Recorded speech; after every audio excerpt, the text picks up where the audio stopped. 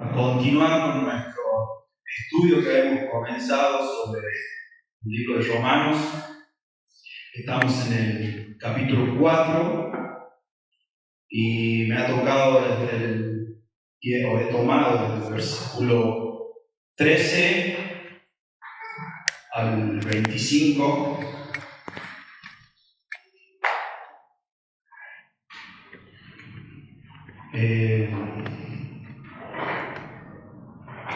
La verdad que una muy linda historia. Bueno, conversaba con mi hermano Aníbal ahí afuera y decíamos que cuando uno estudia como que se mete más en la palabra y encuentra cosas que quizás cuando uno las lee por encima no es que no le lleve tanta importancia, sino que pasa por alto muchas cosas, y cuando te toca estudiarla encontrás y ves cosas que la verdad que a uno nos sorprenden. Antes de comenzar vamos a tener una oración. Le voy a pedir a mi hermano Hugo si él puede pasar a guiar con la palabra, para que yo me acomode acá, que tome mi apuro con las canciones.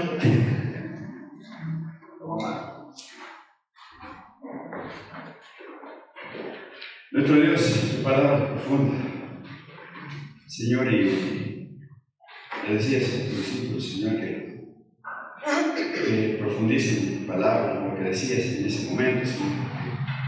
En ellas está la vida eterna.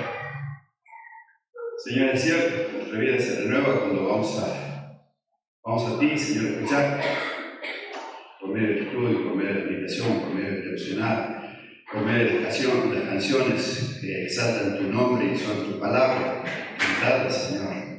Señor, en esta noche queremos escuchar tu dulce voz. Queremos abrir nuestros corazones. Señor, que nuestro corazón sea receptivo. Muchas veces nos sentimos lejos de ti, no te escuchamos.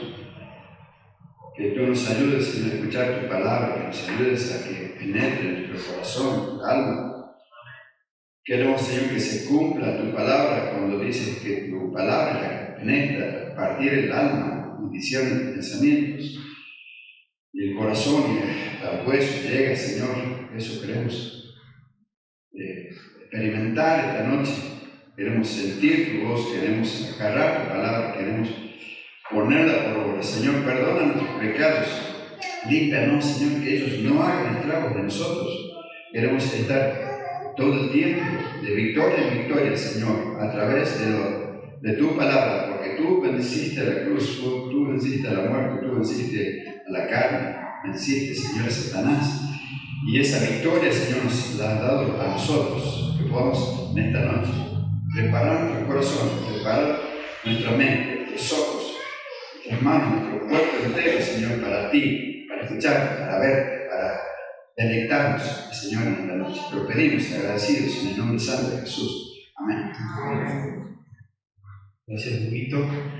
Bien, decía que tengo desde Romanos 4, versículo 13 al 25, una hermosa historia relatada por Pablo sobre la vida de Abraham, sobre todo sobre su fe. Si ustedes vieron la imagen que pasó Chelo, el tema decía la bendición alcanzada por la fe.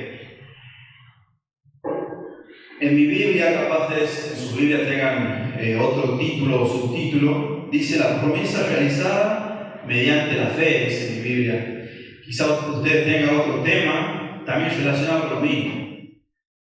Y antes de meterme bien en los versículos, los cuales los dividí en tres puntos, y el primer punto del versículo 13 al 16 le puse la fe libera la gracia de Dios.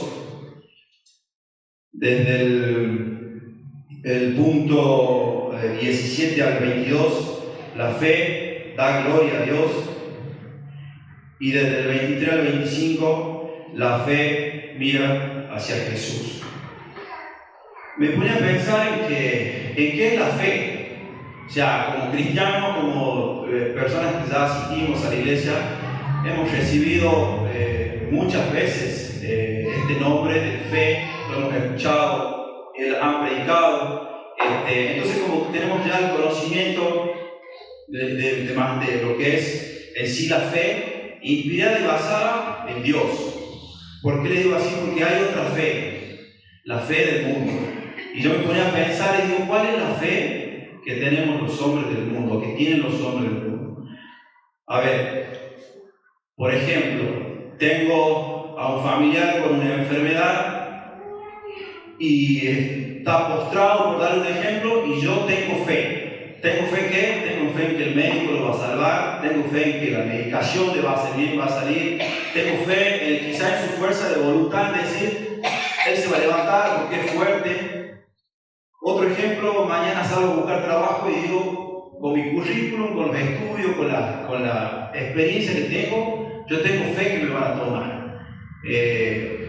O cuando voy a rendir un examen, por lo que me preparé, yo tengo fe de que voy a aprobar. Entonces, esa fe, que es más un impulso emocional que tienen los seres humanos, que nosotros también teníamos cuando éramos del mundo, es muy distinta a la fe basada en el Señor.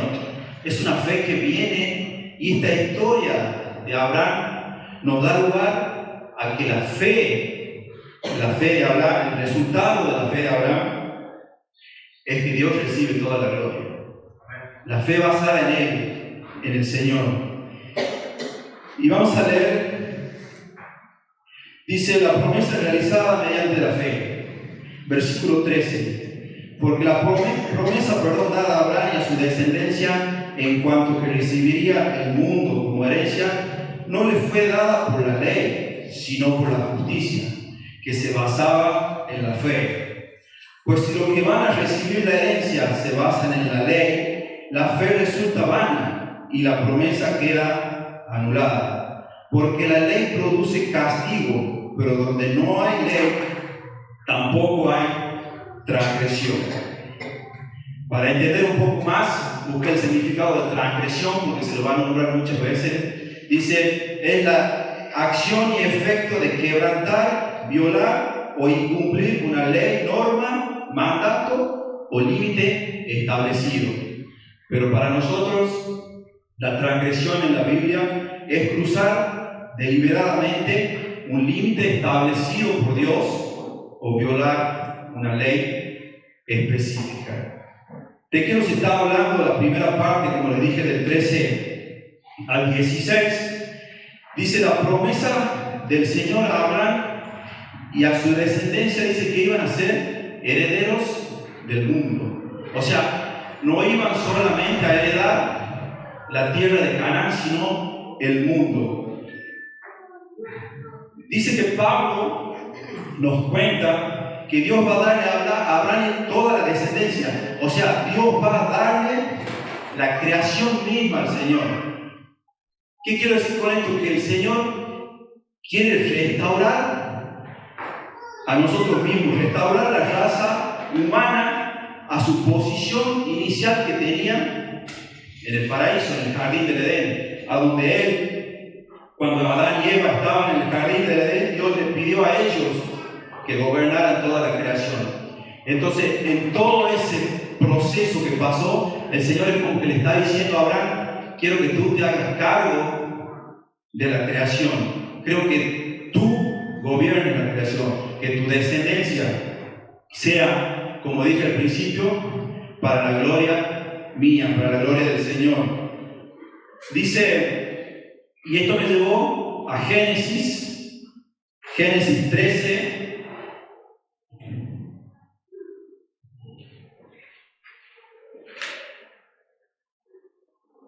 Génesis 13, del 14 al 17. Dice, después de que Lot se apartó de Abraham, el Señor le dijo a Abraham, levanta ahora tus ojos y desde el lugar donde estás, mira hacia el norte y hacia el sur, hacia el oriente y el occidente.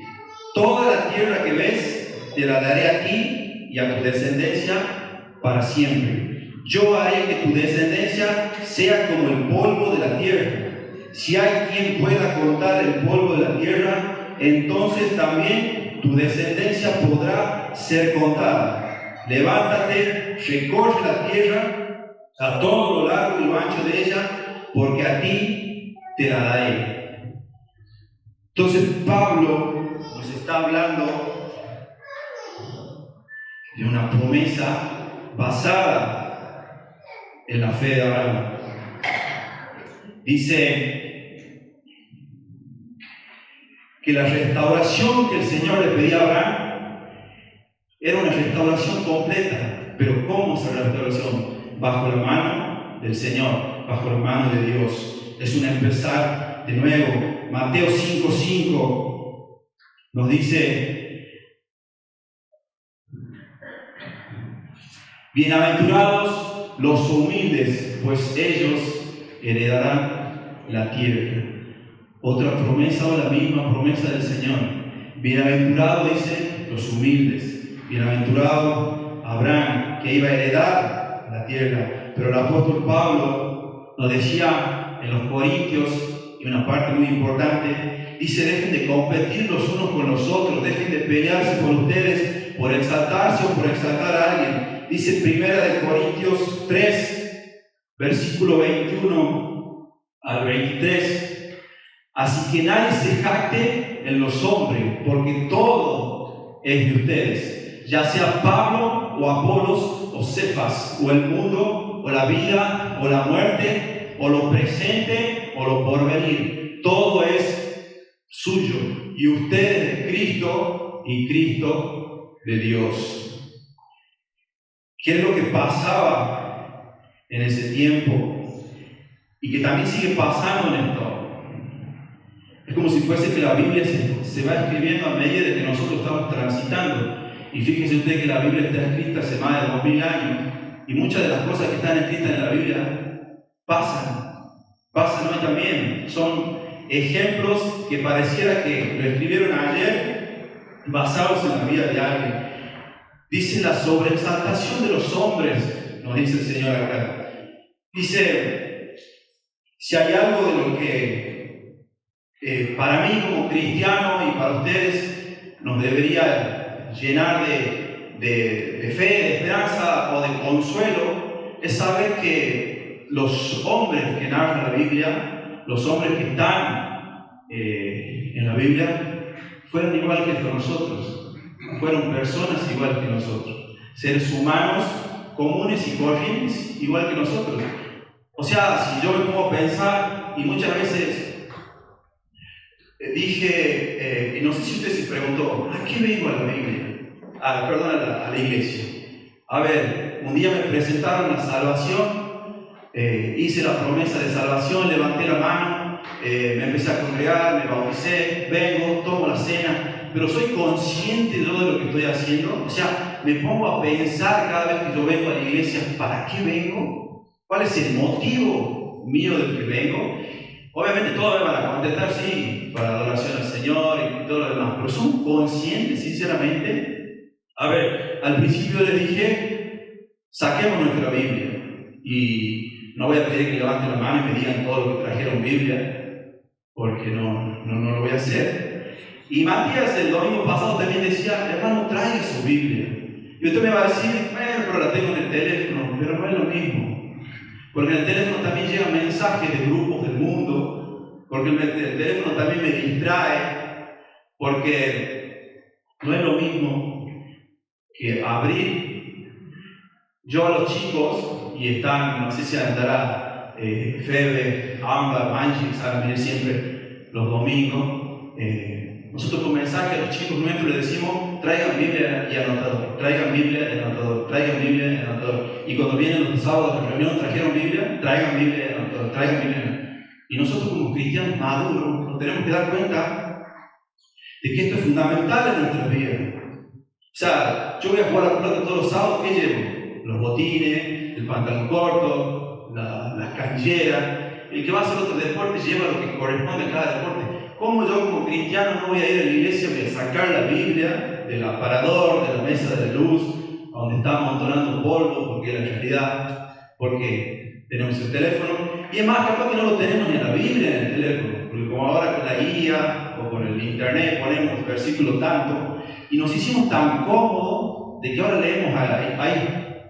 O sea, mañana se corta la luz, como ya pasó una vez, y no tenemos de dónde leer. Y dígame si no era lindo cuando decía, saque la Biblia y si no tiene, acérquelo al hermano para que lea. Y le poníamos la Biblia para el hermano. Se perdió todo eso, hermano, porque la tecnología nos sirve un montón, pero también nos desfavorece mucho y nos hace vagos en ese sentido.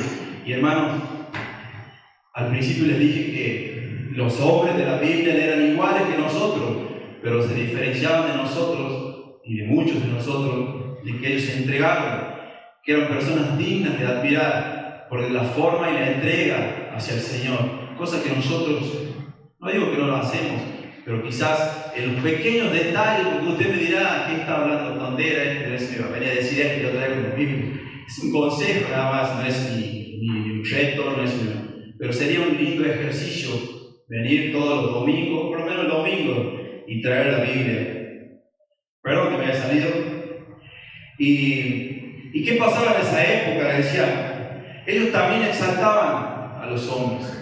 Ellos también, y hay muchos ejemplos en la Biblia, pero a mí me gustó Hechos 10. Hechos 10, la historia dice que Pedro visita a Cornelio, y Cornelio empieza a invitar parientes, invita vecinos, porque venía un hombre a predicar la palabra, un hombre a hablar de Dios. Y Pedro llega a la casa de Cornelio, Hechos 10, pero voy a saltar directamente al versículo 24. Dice, cuando llegaron a Cesarea, Cornelio ya los estaba esperando y había llamado a sus parientes y amigos más íntimos. En cuanto Pedro entró, Cornelio salió a recibirlo y arrodillándose delante de él le rindió honor. En pocas palabras, cayó postrado de rodillas ante Pedro. Pero miren la reacción de un hombre entregado al Señor. Miren la reacción de un hombre que sabe que la gloria no es para él, sino para el Señor. Dice el versículo 26, pero Pedro le dijo, levántate, yo mismo soy un hombre como tú. Como le dije al principio, seres humanos con errores, con pecados, con defectos, iguales que nosotros.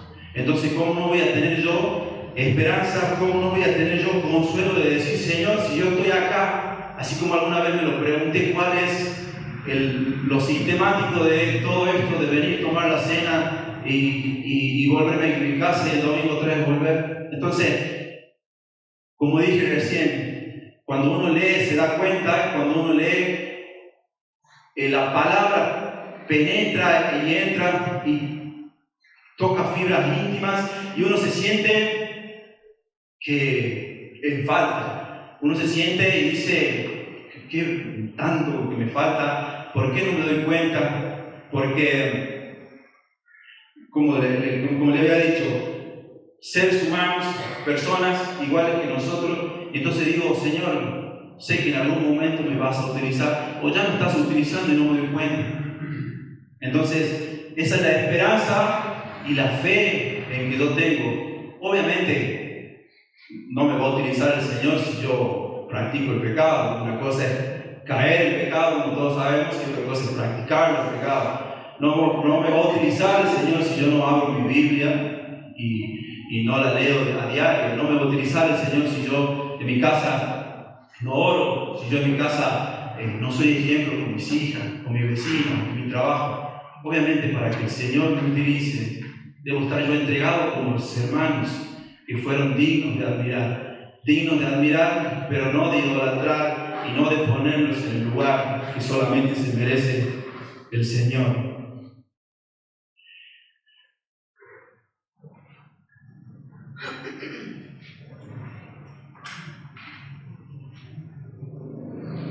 Bien, en fin, lo que nos habla la primera parte es de la fe. Dice la fe no justificada por la ley. Abraham no fue justificado por la ley, fue por la fe. en la aceptación de la promesa. Dice, ¿para qué creer si es conforme a la ley? ¿Y para qué una promesa de salvación si es conforme a la ley? Porque la ley me muestra la desobediencia a Dios. La ley, me muestra el pecado. Este mismo es infracción de la ley, y los que quebrantamos la ley y los que vivimos en pecados nos enfrentamos a sus consecuencias, o sea, al castigo. Si no hubiera ley, no hubiera transgresión. Cuando yo le hablo de la ley, son los mandamientos de Moisés. Que fíjense ustedes que los mandamientos de Moisés, según cuenta la historia, pasaron muchísimos años después de la historia de Abraham. O sea que Abraham no conocía la ley de Moisés.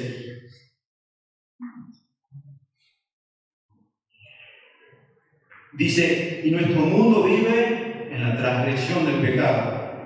Y la ley nos muestra la transgresión para que finalmente podamos ir a Cristo y recibir la salvación. Porque donde hay ley, hay ira. Y Dios quiere que nos acerquemos a Él con fe. Porque donde hay ira, hay pelea, donde hay ira, hay enojo. Dice, la ley sigue vigente, tiene lugar, pero antes de todo necesitamos la promesa que debe ser aceptada por la fe.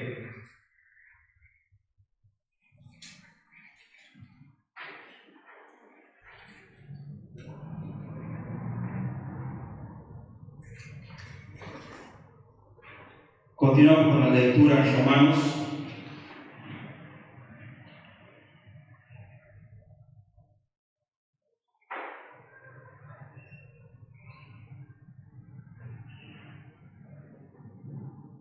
Dice el versículo 17, como está escrito, te he puesto por padre de muchas naciones, y lo es delante de Dios a quien creyó, el cual da vida a los muertos y llama a las cosas que no existen como si existieran. Contra toda esperanza, Abraham creyó para llegar a ser padre de muchas naciones, conforme a lo que se había dicho. Así será tu descendencia. Además, su fe no flaqueó al considerar su cuerpo, que estaba ya como muerto, pues ya tenía casi 100 años, por la esterilidad de la matriz de Sara. Tampoco dudó por incredulidad de la promesa de Dios, sino que se fortaleció en la fe y dio gloria a Dios, plenamente convencido de que Dios era también poderoso para hacer todo lo que había prometido. Por eso su fe se la tomó en cuenta como justicia. Porque él creyó, le fue contado como justicia, dice. Fue justificado y aceptado como hijo de Dios. Él creyó y esperó la promesa de Dios, y esta se cumplió. Cuando Dios le dijo que sería padre de multitudes, pero él ya tenía casi 100 años. Dice que la promesa del Señor fue cuando él tenía 75 años, puede ser así, lo Ricardo no me acuerdo, entre 70 y 75 años. Y el Señor se lo fue a cumplir a los casi 100 años. 25 años esperó para que el Señor le cumpla la promesa. Porque su fe estaba apoyada en el Señor, en la base que era el Señor. Pero Dios cumple su palabra. Dice que su especialidad es hacer posible lo imposible. La salvación es aceptada a través de la fe. Los méritos, el sacrificio, la vida, la muerte, la resurrección, la promesa, el pacto de nuestro Señor y Salvador en nuestro favor. Abraham puso esperanzas donde no había lugar para esperanza. Imagínese usted sentado con una persona de 100 años y que venga y le diga: estoy por ser papá. O sea, o le digo: ¿vos estás loco o me estás haciendo una broma? Porque él mismo se consideraba muerto, casi muerto, desde 100 años, Y Sara también era estéril, tenía 90 años. Imagínense una persona de 90 años dando a luz. Solamente nuestro Señor lo puede hacer. Solamente Él. Y como les dije al principio, y nosotros conectados con Él, con la esperanza, con la fe, con ser fieles a Él, con adorar solo a Él, el Señor puede hacer muchas cosas a nuestro favor. Dice Génesis 15, 6.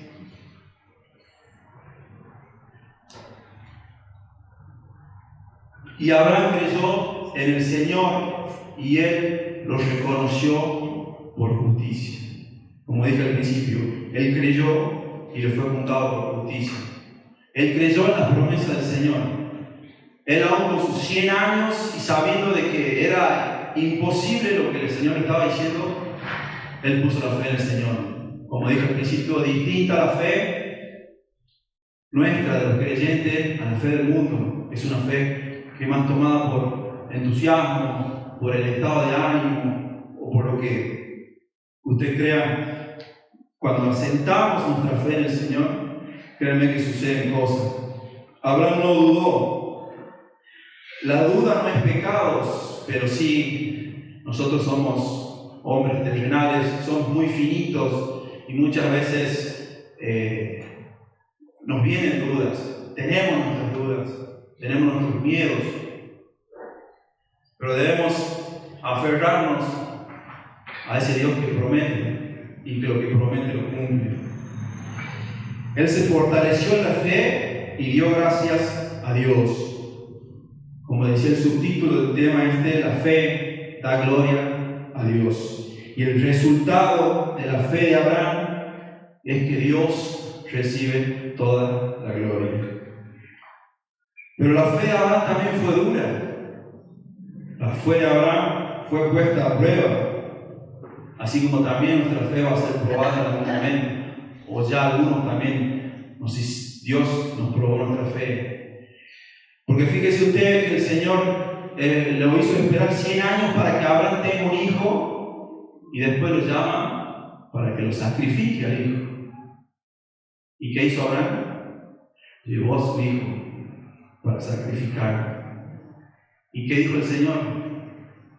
Lo paró el Señor a Abraham y le dijo: no hace falta. Sabía que Abraham lo iba a hacer, porque Abraham, como dije hace rato, era un hombre digno de admirar, porque era un hombre entregado a las promesas de Dios y él iba a cumplir lo que el Señor le había pedido.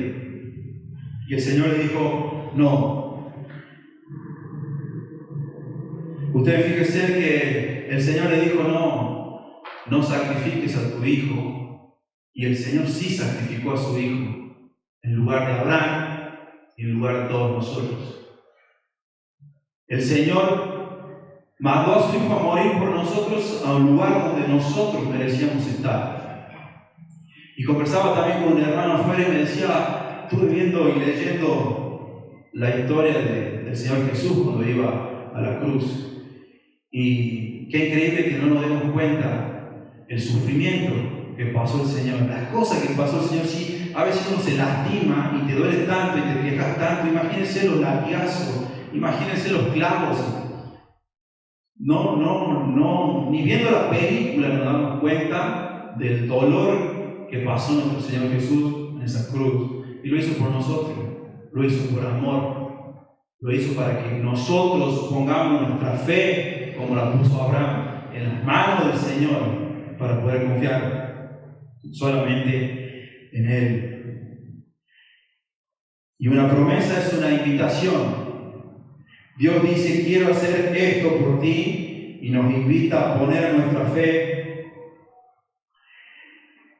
en respuesta de esa promesa.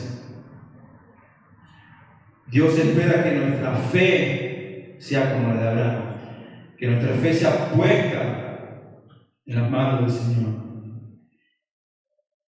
Y dice el versículo 23 al 25, la fe mira hacia Jesús, le puse. Dice versículos 23, y no solamente con respecto a Él, se escribió, que se lo tomó en cuenta, sino también con respecto a nosotros, pues Dios tomará en cuenta nuestra fe, eso es lo que hablamos recién, si creemos en que Él levantó de los muertos, si creemos en Él que levantó de los muertos a Jesús, nuestro Señor, el cual fue entregado por nuestros pecados y resucitó para nuestra justificación. Justo lo que hablábamos recién. El Señor entregó a su Hijo, le dijo a Abraham, no, sé que sí lo vas a hacer, pero no, pero Él sí entregó a su Hijo por nosotros.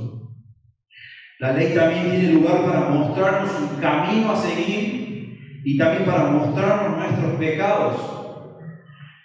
Pero no tiene lugar para limpiar, para purificar. Solo eso lo hace Cristo.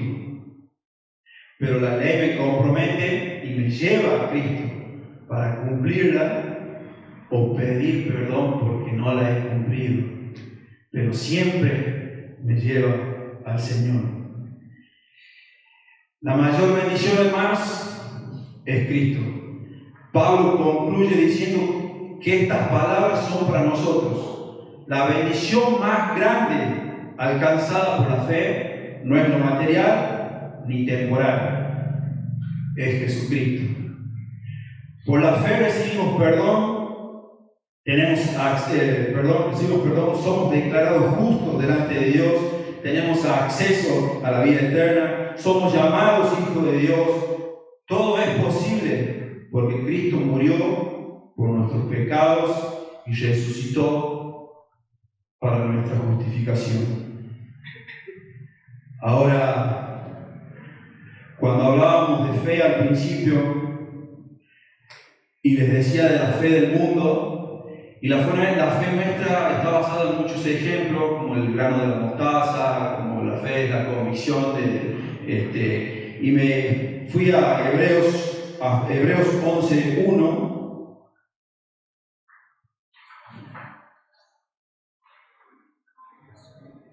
Dice, ahora bien, la fe es la certeza de lo que se espera y la convicción de lo que no se ve.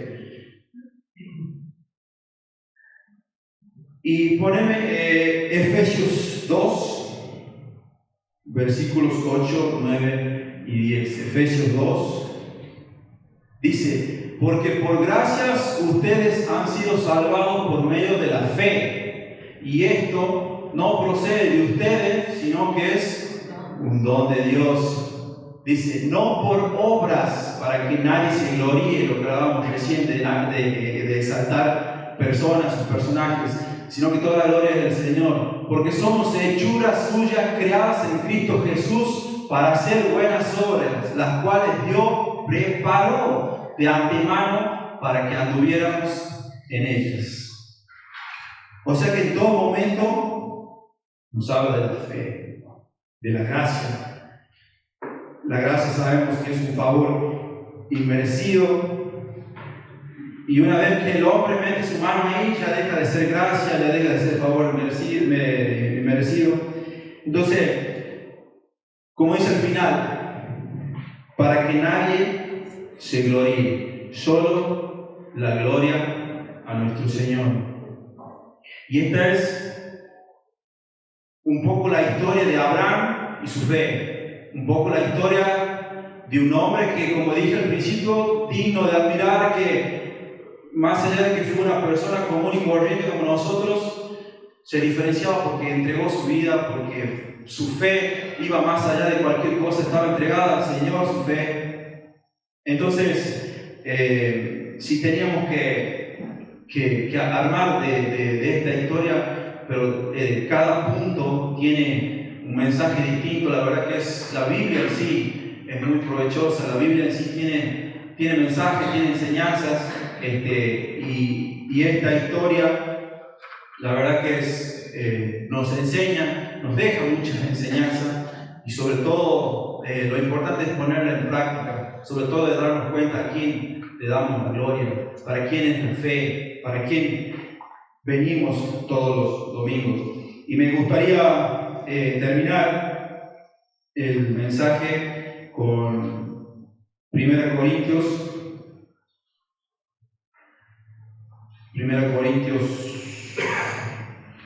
2:9.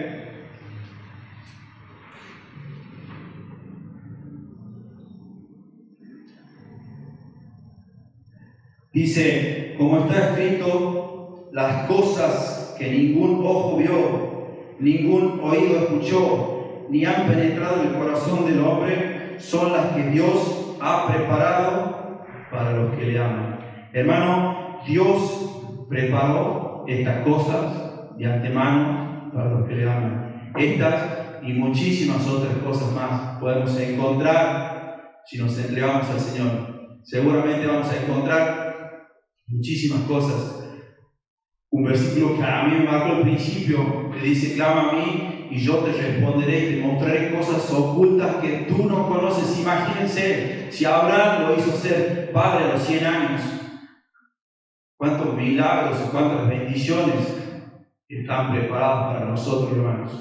Obviamente, siempre guiados por la palabra y siempre, como dice la canción, mirando hacia arriba, por encima del sol. Tenemos un Dios justo, tenemos un Dios que cumple lo que promete, así que a Él sea la gloria, a Él sea toda nuestra adoración. Oramos. Padre del cielo, Señor, qué bueno poder, Señor, encontrar en tu palabra no solo promesas, misterios y cuántas otras cosas más que tienes para nosotros, Señor. Simplemente es sentarnos y abrir, Señor, este libro sagrado que dejaste para nosotros como manual de instrucciones para que tú nos guíes, Padre Celestial. Qué bueno sería, Señor, que todos los días apartáramos una hora, Señor, dedicártela a ti, en leer, en orar, en ayunar. Ayúdanos, Señor, a poder hacer todas estas cosas, Señor, para poder conocerte cada día más y más. Gracias por la palabra, gracias por el privilegio que me das, Señor, de poder estar acá arriba. Bendice, Señor, a los hermanos que prestaron atención, sus corazones, que la palabra haya llegado, Señor, y sobre todo que sea de tu agrado, Padre del cielo. Dejamos nuestra vida en tus manos, en el nombre sagrado de nuestro Señor Jesucristo. Amén. Amén.